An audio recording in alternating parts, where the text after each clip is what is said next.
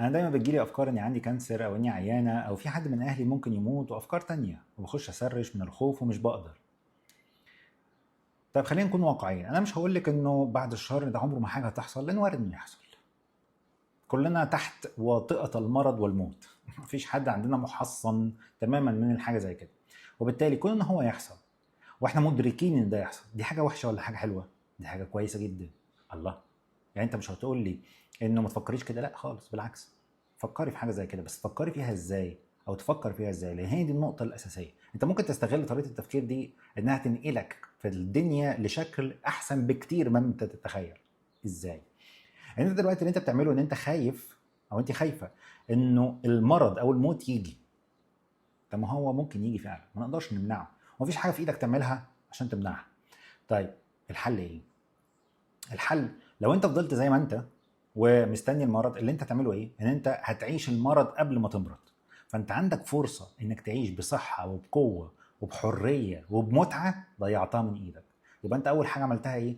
انت اللي ضيعت من ايدك الحياة والقوة والحرية والمتعة. انت اللي عملت كده، مش المرض، مش الموت. وبالتالي الحل ايه؟ الحل ان انت تعرف انه وارد ان انت تمرض، وارد ان حد من اهلك يتوفى. فده معناه ايه؟ معناه ان انت تمتن لكل لحظة انت عايش فيها بصحة. تمتن لوجود الناس اللي حواليك اللي انت بتحبهم ان هم لسه موجودين، لان وارد ان هم ما يبقوش موجودين في حياتك في اي لحظة، وانت ما تقدرش تتحكم في حاجة زي كده. فبالتالي تعيش المتعة دي وتتبسط، والحاجات التافهة اللي انتوا بتتخانقوا عليها مع ايا كان الشخص ما تستاهلش، تتفوت، تعدي، تكبر دماغك. الوقت اللي هو انت عندك صحة فيه وشايف ان انت عندك قدرة، ما تأجلش طموح انت نفسك فيه، تبتدي من دلوقتي. ما تضيعش وقت. ما تضيعش وقت في ان انت تفضل تحط ايدك على خدك وتتفرج على الناس عايشة لحد ما انت يجيلك المرض او التعب. لان وقت. فتعيش بقوة، تحقق طموحاتك.